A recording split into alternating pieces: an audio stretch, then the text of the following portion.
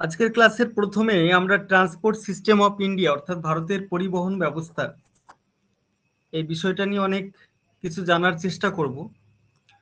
তো পরিবহন ব্যবস্থাটা কি? পরিবহন ব্যবস্থাটা হচ্ছে যে বিভিন্ন ধরনের পণ্য সামগ্রী এবং মানুষ বা স্থানান্তরযোগ্য অন্য কোনো সামগ্রী যখন এক স্থান থেকে অন্য স্থানে পৌঁছে দেওয়ার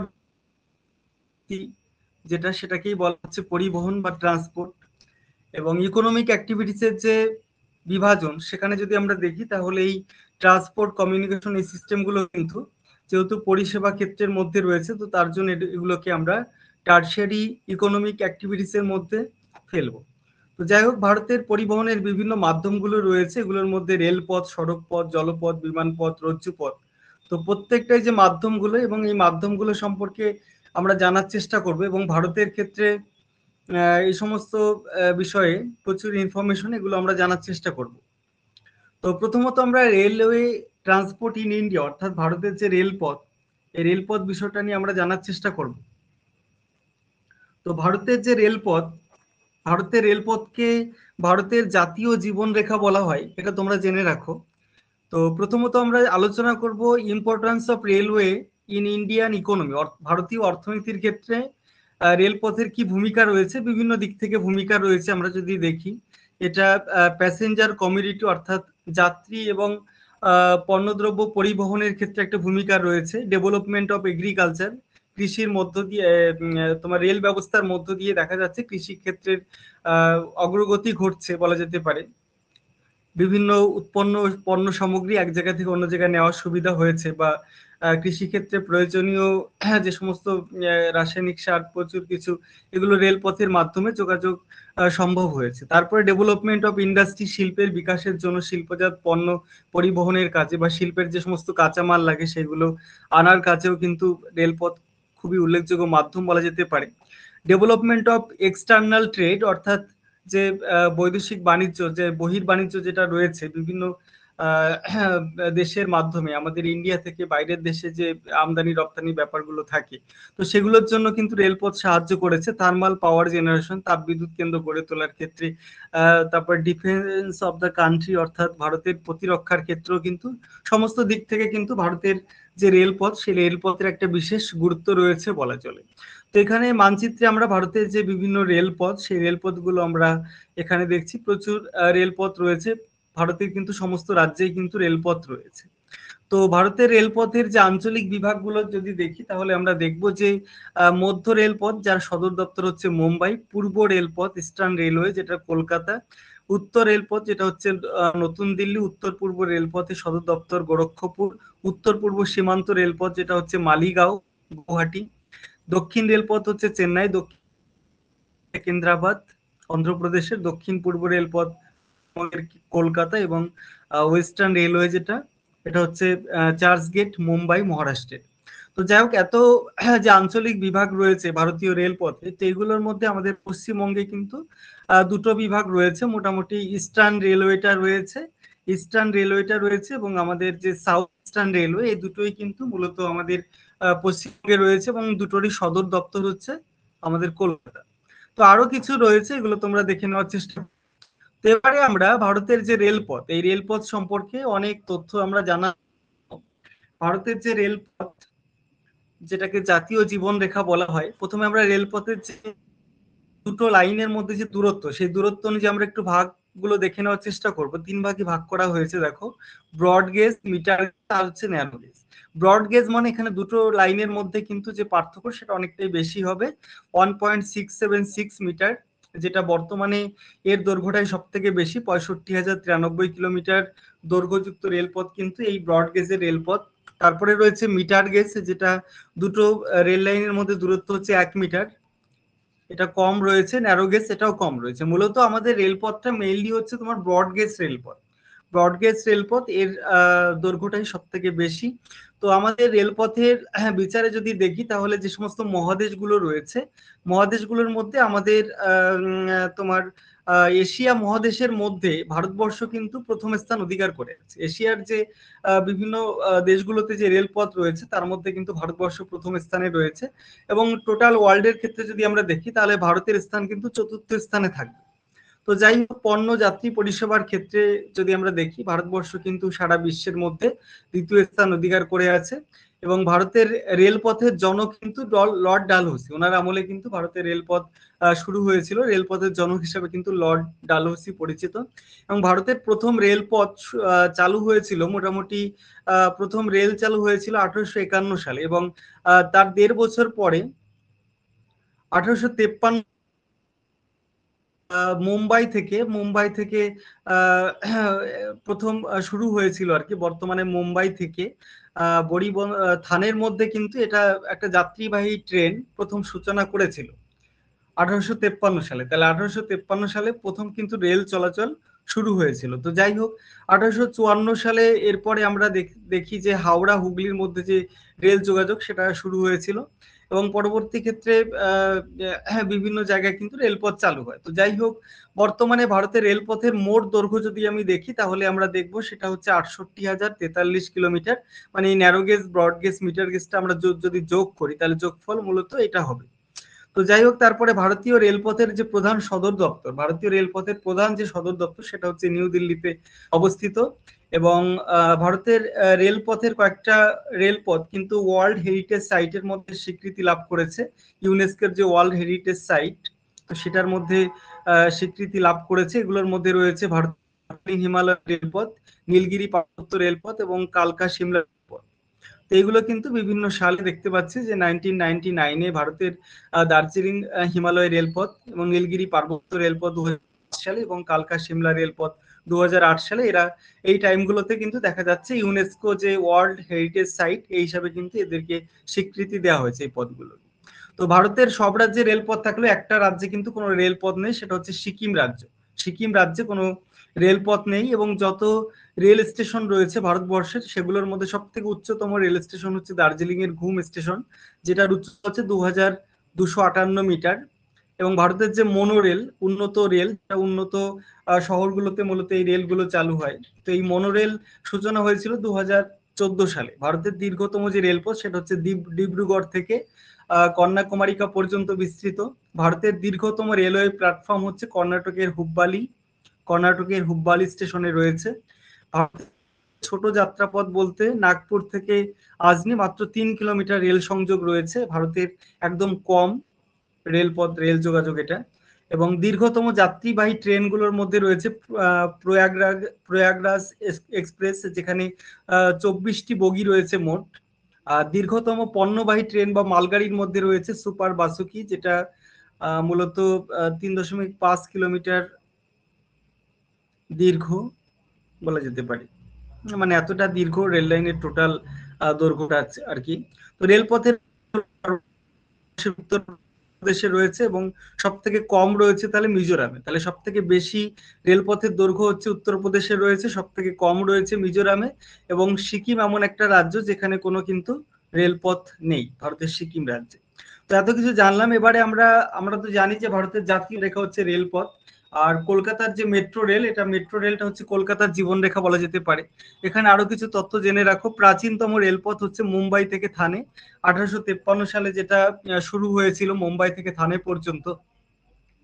তো এটাই হচ্ছে ভারতের প্রাচীনতম রেলপথ। দ্রুতগামী এক্সপ্রেস ট্রেনগুলোর মধ্যে রয়েছে হচ্ছে বন্দে ভারত, কালে এটা চালু হয়েছে আমরা সবাই জানি, যেটা নিউ দিল্লি থেকে বারাণসী রুটে প্রথম সূচনা হয়েছিল। দ্রুতগামী এক্সপ্রেস ট্রেন। ব্যয়বহুল ট্রেন, সব থেকে ব্যয়বহুল ট্রেন যেটা রয়েছে মহারাজা এক্সপ্রেস, যেটা রাজস্থান পর্যটনের ক্ষেত্রে ব্যবহৃত হয়। এবং দীর্ঘতম রেলওয়ে ব্রিজ অর্থাৎ ওভার ব্রিজ যেটা, সেটা হচ্ছে বগিবিল ব্রিজ, যেটা ডিব্রুগড় থেকে ধেমাজি পর্যন্ত বিস্তৃত। দীর্ঘতম টানেল যেটা, দীর্ঘতম টানেল বা সুড়ঙ্গ পথ যেটা জম্মু থেকে বানিহাল টানেল যেটা রয়েছে 11 কিলোমিটার দীর্ঘ যে টানেল। অধিক সংখ্যক সুড়ঙ্গ রয়েছে যেখানে কালকা সিমলা রুটে, এখানে অধিক সংখ্যক সুড়ঙ্গ রয়েছে। কোনো মহিলার নামে স্টেশন বেলানগর, পূর্ব রেলওয়ে স্বাধীনতা সংগ্রামী বেলা মিত্রের নামে রয়েছে বেলানগর স্টেশন রয়েছে, এটা পূর্ব রেলওয়ের মধ্যে রয়েছে।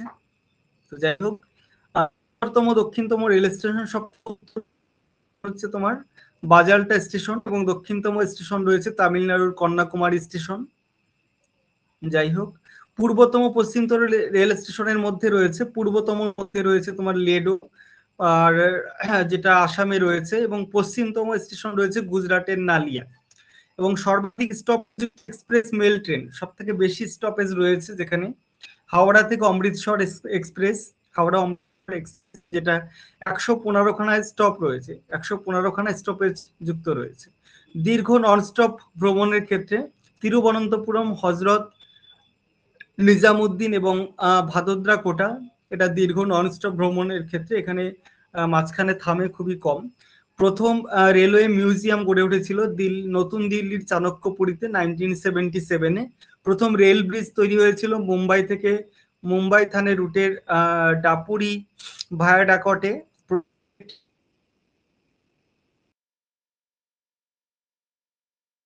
ট্রেন 19 সালে, যেটা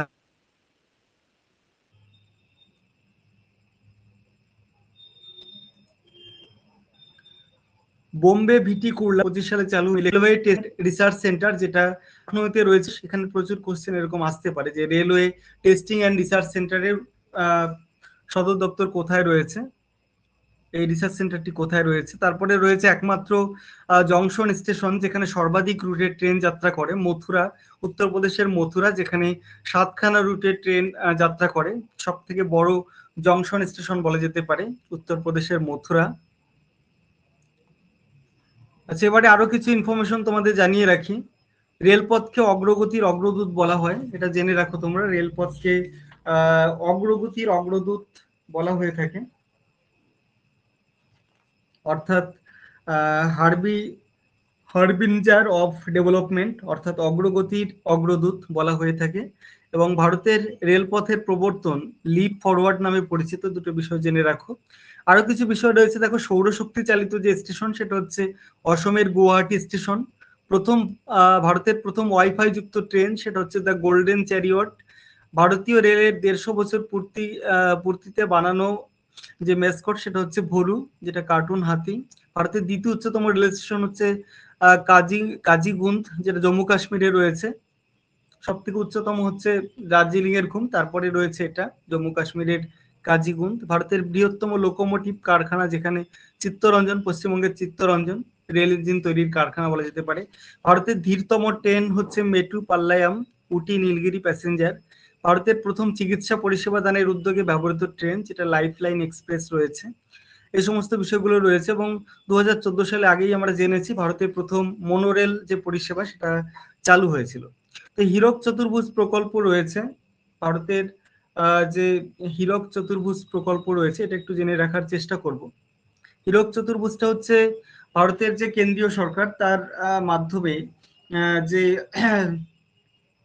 কলকাতা, মুম্বাই, চেন্নাই আর হচ্ছে দিল্লি, ভারতের যে 4টে বড় বড় মহানগর রয়েছে, এই 4টে মহানগরকে উচ্চ গতির যে রেলপথ এর মাধ্যমে যুক্ত করার যে প্ল্যানিং, সেটা কি আমরা ডায়মন্ড কোয়াড্রিল্যাটেরাল বা হীরক চতুর্ভুজ বলতে পারি।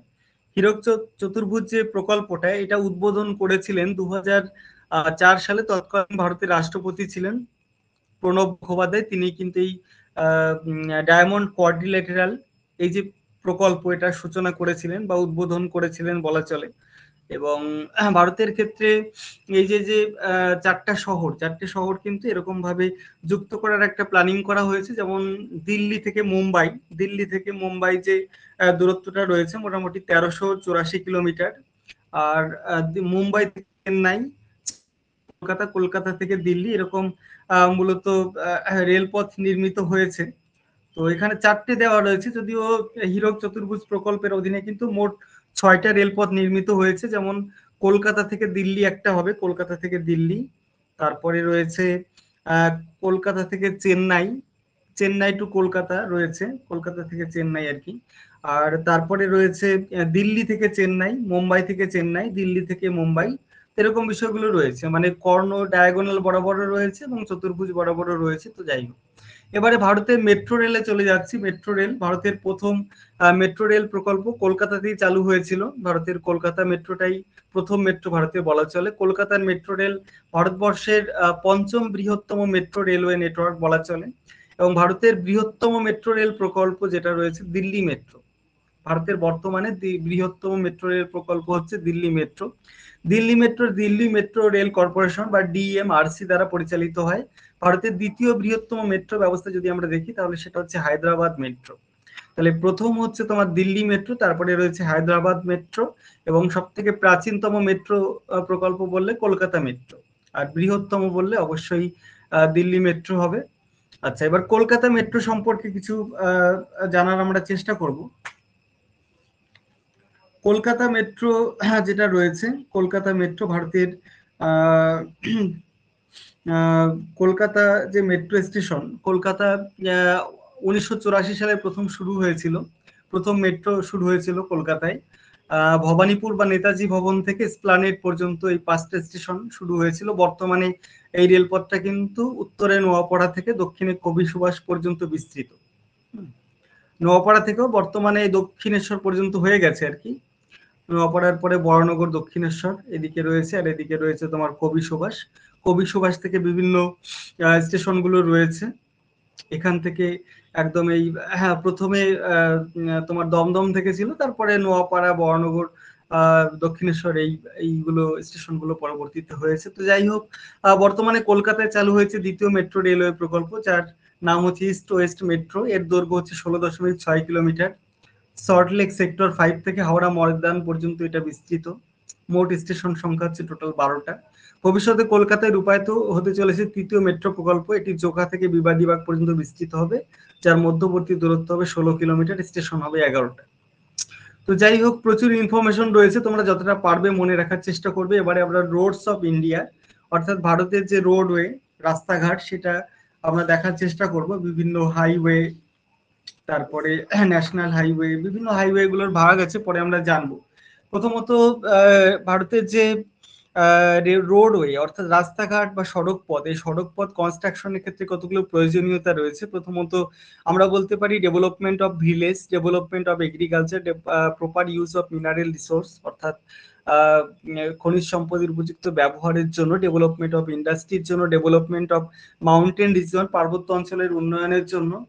তারপরে যেহেতু এর কনস্ট্রাকশন কস্ট অনেকটাই কম রেল লাইনের থেকেও, রেলপথ নির্মাণের থেকেও, very helpful during natural calamity, তারপরে development of trade, defence purpose প্রভৃতি ক্ষেত্রে কিন্তু আমাদের এই সড়ক যোগাযোগটা খুবই দরকার, সড়ক পথ খুবই দরকার। Classification of Indian roads, Indian রোডসকে যদি আমরা ক্লাসিফিকেশন করি, ন্যাশনাল হাইওয়ে যেটা হচ্ছে জাতীয় সড়ক পথ যেটা রয়েছে, তারপরে স্টেট হাইওয়ে, একটা স্টেটের মধ্য দিয়ে যেটা হয়, বিভিন্ন স্টেটের মধ্য দিয়ে হলে ন্যাশনাল হাইওয়ে, একটা দেশের মধ্য দিয়ে যখন হয়। ডিস্ট্রিক্ট রোড, অর্থাৎ জেলার মধ্য দিয়ে যে রোডগুলো রয়েছে। ভিলেজ রোড, যেগুলো শুধুমাত্র গ্রামের মধ্যে সীমাবদ্ধ। বর্ডার রোড, যেটা সীমানা বরাবর রয়েছে, ভারত অন্যান্য দেশের সীমানা বরাবর। এক্সপ্রেস হাইওয়ে রয়েছে, যেটা তোমার খুবই দ্রুত গতির যানবাহন চলাচলের জন্য এটা রয়েছে। ইন্টারন্যাশনাল রোডওয়ে রয়েছে, যেটা ভারত ছাড়িয়ে অন্যান্য দেশে চলে গেছে যেটা। তো উল্লেখযোগ্য জাতীয় সড়ক পথগুলোর মধ্যে সব থেকে grand tank road, grand tank road, এটা সব থেকে গুরুত্বপূর্ণ একটা সড়ক পথ বলা চলে। 1853 কিলোমিটার মোট দৈর্ঘ্য রয়েছে। তারপরে আগ্রা মুম্বাই রোড, যেটা NH3 নামে পরিচিত। গ্র্যান্ড ট্যাঙ্ক রোডটা NH1 এবং NH2 রয়েছে। আগ্রা মুম্বাই রোড, যেটা NH3, যেটা 1161 কিলোমিটার দীর্ঘ। মুম্বাই চেন্নাই যে রোড, NH4, যেটা 1235 কিলোমিটার রয়েছে। কলকাতা চেন্নাই রোড, যেটা NH5, 1533 কিলোমিটার রয়েছে। হাজিরা কলকাতা রোড, NH6, যেটা 1949 কিলোমিটার রয়েছে। সোনালী চতুর্ভুজ যে প্রকল্পটা, এটা মূলত মোট 5846 kilometre. Varanasi Kanyakumari NH7, 2369 kilometre. এবার গোল্ডেন কোয়াড্রিল্যাটেরাল বা সোনালী যে চতুর্ভুজ ব্যাপারটা রয়েছে, সোনালী চতুর্ভুজ ব্যাপারটা সম্পর্কে একটু আলোচনা করি। সোনালী চতুর্ভুজ ব্যাপারটা হচ্ছে যে ভারতের যে 4টে প্রধান মহানগর, দিল্লি, মুম্বাই, চেন্নাই, কলকাতা, এই 4টে বড় মেট্রোপলিটন যে শহর, এই 4টে মেট্রোপলিটন শহরকে 4 বা 6 লেনের যে সড়ক পথের মাধ্যমে যুক্ত করা হয়েছে, এটাকেই কিন্তু মূলত বলা হচ্ছে গোল্ডেন কোয়াড্রিল্যাটেরাল। এগুলোর মধ্যে রয়েছে দিল্লি টু কলকাতায় 1453 কিলোমিটার, কলকাতা টু চেন্নাই, সোনালী চতুর্ভুজের সব থেকে বড় যে বাহুটা রয়েছে, কলকাতা টু চেন্নাই, যেটার দৈর্ঘ্য হচ্ছে 1684 কিলোমিটার। চেন্নাই টু মুম্বাই রয়েছে 1290 কিলোমিটার, মুম্বাই টু দিল্লি রয়েছে 1419 কিলোমিটার। এর আবার দুটো করিডর রয়েছে, একটা নর্থ সাউথ করিডর, শ্রীনগর থেকে কন্যাকুমারিকা পর্যন্ত বিস্তৃত নর্থ সাউথ করিডর, যেটা দৈর্ঘ্য হচ্ছে 4000 কিলোমিটার। আর যেটা রয়েছে তোমার ইস্ট ওয়েস্ট করিডর যেটা রয়েছে, এটার শিলচর থেকে পোরবন্দর পর্যন্ত রয়েছে, এটার মোট দৈর্ঘ্য হচ্ছে 3300। ক্ষেত্রে আমরা দেখতে পাচ্ছি এটা তোমার উত্তর পশ্চিম করিডর, এখানে রয়েছে দিল্লি, এটা কলকাতা, চেন্নাই, বোম্বাই যুক্ত করা হয়েছে। ভারতের সড়কপথ সংক্রান্ত আরো কিছু তথ্য আমরা জেনে রাখার চেষ্টা করব। ভারতের প্রাচীনতম ন্যাশনাল হাইওয়ে বা জাতীয় সড়কপথ হচ্ছে গ্র্যান্ড ট্যাঙ্ক রোড, এটা সব থেকে প্রাচীনতম বলা যেতে পারে। NH2 ভারতের ব্যস্ততম ন্যাশনাল হাইওয়ে যেটা রয়েছে Delhi Mumbai highway, NH48 national highway, এটা ভারতের ব্যস্ততম ন্যাশনাল হাইওয়ে বলা চলে, দিল্লি থেকে মুম্বাই হাইওয়ে NH48। এবং ভারতের দীর্ঘতম বললে সেটা হচ্ছে শ্রীনগর থেকে কন্যাকুমারী হাইওয়ে, যেটা হচ্ছে 3745 কিলোমিটার। ভারতের সব থেকে কম ন্যাশনাল হাইওয়ে, কম দৈর্ঘ্যের, সেটা হচ্ছে তোমার কোচি শহর থেকে কোচি বন্দর পর্যন্ত 5.9 কিলোমিটার দীর্ঘ হাইওয়ে NH47। তো ভারতের উচ্চতম হাইওয়ে যেটা রয়েছে পৃথিবীর, এটা তথা পৃথিবীর উচ্চতম যেটা, সেটা মানালি লে হাইওয়ে, অর্থাৎ তোমার হিমাচল প্রদেশের মানালি থেকে তোমার লাদাখের লে পর্যন্ত রয়েছে হাইওয়েটা, উচ্চতম স্থান। উচ্চতম স্থানের যে উচ্চতা সেটা হচ্ছে 5328 মিটার। এবারে এখানে আমরা দৈর্ঘ্যের ভিত্তিতে কতগুলো জাতীয় সড়ক আমরা দেখতে পাচ্ছি। শ্রীনগর থেকে কন্যাকুমারিকা পর্যন্ত যেটা রয়েছে NH44, এটা হচ্ছে সব থেকে দিয়েছিল NH7। শ্রীনগর থেকে কন্যাকুমারিকা NH44 নতুন নাম, ওল্ড নেম হচ্ছে NH7। NH27 যেটা পরবর্তী সেকেন্ড পজিশনে রয়েছে পোরবন্দর, অসমের পোরবন্দর থেকে অসমের শিলচর পর্যন্ত। NH48 যেটা পুরনো নাম ছিল NH8, যেটা দিল্লি থেকে চেন্নাই। এই বিষয়গুলো তোমরা তিনটে জেনে রাখো। এবারে হচ্ছে national highway authority of India, ভারতের জাতীয় সড়কপথে রক্ষণাবেক্ষণের দায়িত্বে রয়েছে এই সংস্থা national highway authority of India. এর সদর দপ্তর হচ্ছে নিউ দিল্লিতে অবস্থিত, ভারতের নিউ দিল্লিতে। এবং সম্প্রতি 2021 সালে NHAI 18 ঘন্টার মধ্যে মোটামুটি 25.54 কিলোমিটার এক রেকর্ড করেছে, এটা তথ্যটা আমরা জেনে রাখলাম। এবারে আমাদের এক্ষেত্রে কতগুলো মাইলস্টোন ইউজ করা হয়, আমরা মাইলস্টোনের কালারগুলো একটু দেখে নেওয়ার চেষ্টা করব, জেনে রাখার চেষ্টা করব। মূলত যদি আমরা দেখি ভারতের জাতীয় রাজপথগুলোর মধ্যে আমরা যদি এরকম মাইলস্টোন দেখতে পাই, ইয়েলো অ্যান্ড হোয়াইট, অর্থাৎ হলুদ সাদা রঙের যে মাইলস্টোন গুলো দেখতে পাই, সেগুলো হচ্ছে জাতীয় রাজপথ হিসাবে গণ্য হবে, অর্থাৎ ন্যাশনাল হাইওয়ে বা জাতীয় সড়ক পথ বা জাতীয় রাজপথ। তারপরে আমরা যদি পথের মধ্যে এরকম গ্রিন অ্যান্ড হোয়াইট এরকম কালারের মাইলস্টোন আমরা দেখতে পাই, অর্থাৎ সাদা সবুজ রং দ্বারা রাজ্য সড়ক পথ চিহ্নিত করা হয়, স্টেট হাইওয়ে। তারপরে যেটা রয়েছে ব্লু আর ব্ল্যাক কালারের, যদি এরকম থাকে ব্লু আর ব্ল্যাক কালারের, এটাকে আমরা সিটি আর ডিস্ট্রিক্ট রোড, অর্থাৎ তোমার জেলা সড়ক বা কোনো শহরের মধ্যে থাকা সড়ক, আমরা এটাকে আইডেন্টিফাই করবো এইভাবে। তারপরে রয়েছে অরেঞ্জ অ্যান্ড হোয়াইট, অর্থাৎ কমলা কালার এবং সাদা কালারের মতো এই দুই কালারের যদি কোনো মাইলস্টোন থাকে, তাহলে সেটাকে আমরা চিহ্নিতকরণ করব রুরাল রোডস হিসাবে, অর্থাৎ গ্রাম্য পথ হিসাবে, গ্রাম্য সড়ক পথ হিসাবে গণ্য করব। তো এটা মূলত এই গ্রাম্য সড়ক পথটা মূলত আমাদের প্রধানমন্ত্রী গ্রাম সড়ক যোজনা রয়েছে যেটা, ওইটার অধীনে কিন্তু রাস্তাঘাট, ভারতবর্ষের গ্রামীণ রাস্তাঘাটগুলো কিন্তু নির্মাণ হয়ে থাকে।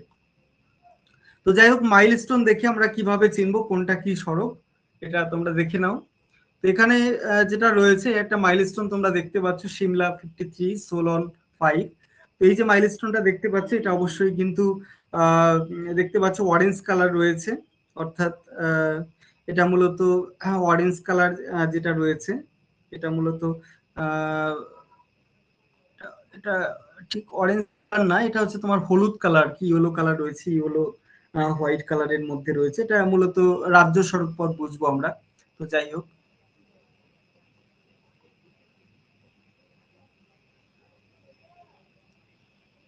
তারপরে যেটা রয়েছে দেখো উন্নয়নের জীবনরেখা। উন্নয়নের জীবনরেখা হচ্ছে জলপথ। জলপথ সম্বন্ধে এবার কিছু জানবো। ভারতের জাতীয় জলপথের যে দৈর্ঘ্য সেটা হচ্ছে 20,186 কিলোমিটার। ভারতের মোট যে জাতীয় জলপথ তার সংখ্যা হচ্ছে টোটাল 111টি।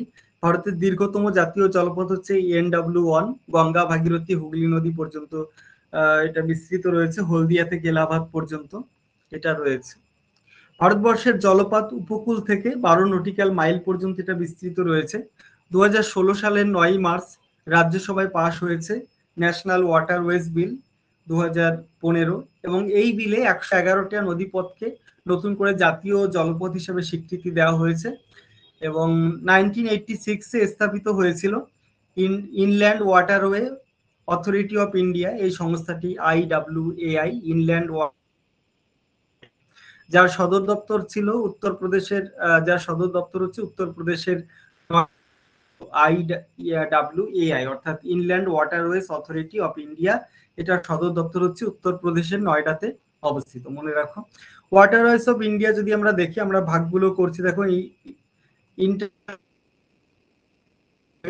দেশের মধ্যে যেগুলো থাকে, রেলওয়ে, ক্যানালওয়ে, লেক অ্যান্ড লেগুন, আচ্ছা এগুলো রয়েছে। কোস্টাল ওয়াটারওয়ে, উপকূলীয় ওয়াটারওয়ে রয়েছে। ইন্টারন্যাশনাল ওয়াটারওয়ে অর্থাৎ একটা দেশ থেকে এখানে কতগুলো জলপথ দেখানো হয়েছে দেখো। ভারতবর্ষের যে ন্যাশনাল ওয়াটারওয়ে গুলো রয়েছে দেখো, জাতীয় জলপথ 1 এলাহাবাদ থেকে হলদিয়া পর্যন্ত রয়েছে, গঙ্গা ভাগীরথী হুগলি থেকে রয়েছে। আরেকটা NW2 যেটা সাদিয়া থেকে ধুবড়ি, এটা ব্রহ্মপুত্র মধ্য দিয়ে রয়েছে। তো যাই হোক, বিষয়গুলো তোমরা জেনে রাখার চেষ্টা করবে পরবর্তীতে। এখানে ভারতের প্রধান প্রধান যে সমুদ্র বন্দরগুলো রয়েছে এটাই ছবিতে দেখানো হয়েছে এই ম্যাপটার মধ্যে। হলদিয়া, পারাদ্বীপ, এদিকে রয়েছে মুম্বাই, আমাদের পশ্চিমবঙ্গের কলকাতা, যে সমস্ত বন্দরগুলো রয়েছে আর কি, সমুদ্র বন্দর, এইগুলোই মূলত দেখানো হয়েছে। কলকাতা, মুম্বাই, তারপরে রয়েছে মার্মোগাঁও, তারপরে রয়েছে তোমার নিউ ম্যাঙ্গালোর, কোচি, তুতিকোরিন, এই সমস্ত বন্দরগুলো রয়েছে। তো এই বন্দরগুলোর মধ্যে পূর্ব উপকূলে থাকা যে সমস্ত বন্দরগুলো রয়েছে সেগুলোর মধ্যে রয়েছে কলকাতা হলদিয়া বন্দর, উড়িষ্যার রয়েছে পারাদ্বীপ, অন্ধ্রপ্রদেশের বিশাখাপত্তনম বন্দর রয়েছে, তামিলনাড়ুর চেন্নাই পোর্ট রয়েছে, তামিলনাড়ুর তুতিকোরিন পোর্ট রয়েছে, তামিলনাড়ুর এন্নোর রয়েছে, এবং পশ্চিম উপকূলে যেগুলো রয়েছে সেগুলোর মধ্যে রয়েছে মহারাষ্ট্রের মুম্বাই রয়েছে, মার্মাগাঁও রয়েছে, নিউ ম্যাঙ্গালোর রয়েছে কর্ণাটকের, কেরালার কোচি রয়েছে, আন্দামান ব্লেয়ার রয়েছে। ভারতের আকাশপথ বা এয়ারওয়েজ, এগুলো আমি তথ্যে চলে যাচ্ছি। ভারতের যে আকাশপথ, ভারতের 1911 সালে এলাহাবাদ থেকে নৈনিতালের মধ্যে কিন্তু প্রথম যে বিমান চলাচল সেটা শুরু হয়েছিল মাত্র 10 কিলোমিটার দূরত্ব পর্যন্ত। এটা ছিল 10 কিলোমিটার দূরত্বের মধ্যে, এলাহাবাদ থেকে নৈনিতালের মধ্যে কিন্তু বিমান চলাচল প্রথম শুরু হয়েছিল 1911 সালে। আর তিব্বতে অবস্থিত বিশ্বের উচ্চতম বিমানবন্দর রয়েছে সাংগডু বাংলা, এটা তিব্বতে রয়েছে। ভারতের জিওগ্রাফির ক্ষেত্রে এটা গুরুত্বপূর্ণ নয়। যাত্রী সংখ্যা, বিমানে ওঠানামার ভিত্তিতে ভারতের ব্যস্ততম বিমানবন্দর হচ্ছে ইন্দিরা গান্ধী আন্তর্জাতিক বিমানবন্দর, যেটা দিল্লিতে রয়েছে। তাহলে যাত্রী সংখ্যা, বিমানে ওঠানামার ভিত্তিতে আমরা বলতে পারি ভারতের যে ব্যস্ততম বিমানবন্দর সেটা হচ্ছে ইন্দিরা গান্ধী আন্তর্জাতিক বিমানবন্দর।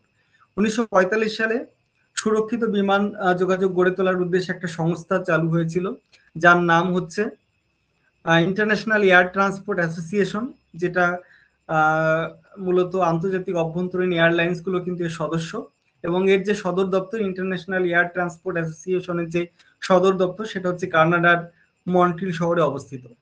ভারতের বিভিন্ন কয়েকটি আন্তর্জাতিক বিমানবন্দরের নাম এখানে দেওয়া রয়েছে, তার মধ্যে গুরুত্বপূর্ণ যেগুলো রয়েছে দেখো, মুম্বাইয়ের ছত্রপতি শিবাজী আন্তর্জাতিক বিমানবন্দর, যেটাকে সান্তাক্রুজ বিমানবন্দর নামে অভিহিত করা হয়। কলকাতার রয়েছে দমদমে রয়েছে যেটা নেতাজি সুভাষচন্দ্র বোস আন্তর্জাতিক বিমানবন্দর রয়েছে কলকাতার দমদমে। তারপরে রয়েছে ভারতের বৃহত্তম যে বিমানবন্দর, ব্যস্ততম তথা বৃহত্তম, ইন্দিরা গান্ধী আন্তর্জাতিক বিমানবন্দর, এটা ভারতের দিল্লিতে রয়েছে। চেন্নাইতে রয়েছে আন্না আন্তর্জাতিক বিমানবন্দর, মিনাবক্কম বা আন্না।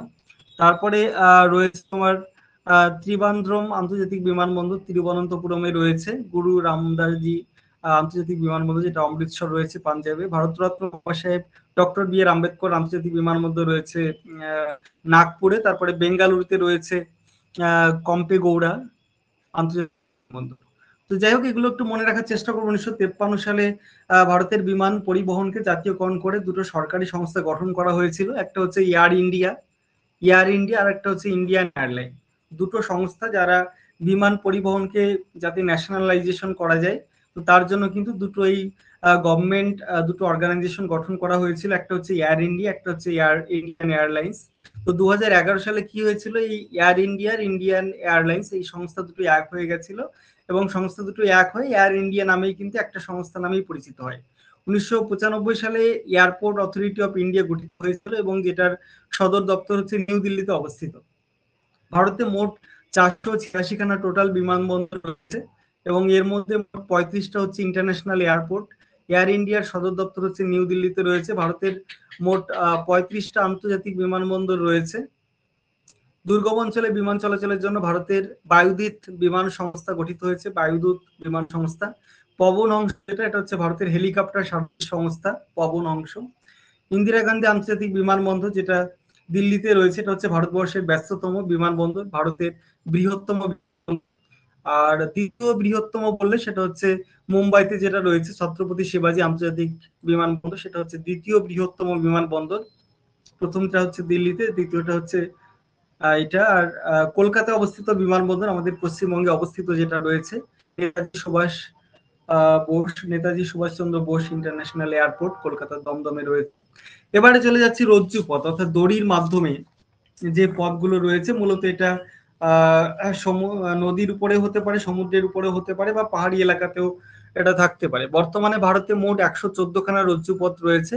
ভারতের এগুলোর মধ্যে ভারতের উচ্চতম যে রজ্জুপথ সেটা হচ্ছে গুলমার্গ এর গান্ডোলা। এটা বিশ্বের দ্বিতীয় উচ্চতম এবং এশিয়ার তথা ভারতের উচ্চতম রজ্জুপথ বলা যেতে পারে। এটা হচ্ছে গুলমার্গ থেকে গন্ডোলা পর্যন্ত রয়েছে। এটা মুসৌরির রজ্জুপথ ভারতের প্রথম রজ্জুপথ বলা চলে। 1971 সালে এটা প্রথম চালু হয়। ভারতের প্রথম সামুদ্রিক রজ্জুপথ নির্মাণ কার্য চলছে এখনো, যেটা মুম্বাই থেকে এলিফ্যান্টা দ্বীপ পর্যন্ত প্রায় 8 কিলোমিটার অঞ্চল জুড়ে এটা বিস্তৃত হবে। এটা ভারতবর্ষের দীর্ঘতম রজ্জুপথ হবে। তারপরে যেটা রয়েছে ভারতের পাইপলাইন, অর্থাৎ তরল পদার্থ এক জায়গা থেকে অন্য জায়গায় নেওয়ার ক্ষেত্রে পাইপলাইন খুবই গুরুত্বপূর্ণ। এদের মধ্যে ভারতের দীর্ঘতম যে পাইপলাইন সেটা হচ্ছে গুজরাটের কান্ডালা থেকে উত্তরপ্রদেশের গোরখপুর পর্যন্ত বিস্তৃত রয়েছে। 2757 কিলোমিটার দৈর্ঘ্যের এই পাইপলাইনটি। ভারতের প্রথম পাইপলাইন স্থাপিত হয়েছিল 1962-তে নাহারকাটিয়া থেকে নুনমাটি পর্যন্ত রয়েছে, পরে সেটা বারাউনি পর্যন্ত সেটা বর্ধিত করা হয়েছিল। যাই হোক, আমরা ভারতের ক্ষেত্রে যে পরিবহন ব্যবস্থার বিভিন্ন বিষয়গুলো সম্পর্কে আমরা জানলাম। তো যাই হোক, এখানে তো প্রচুর ইনফরমেশন, বোঝানোর সেরকম কিছুই নাই। এই তথ্যগুলো তোমরা যে যতটা পারবে মনে রাখার চেষ্টা করবে। তো এবারে পরের যে টপিক, সেই টপিকে আমি চলে। তো আমি একটুখানি ডিসকানেক্ট করব, তোমরা একটু সবাই ডিসকানেক্ট করব, পরে আবার আমি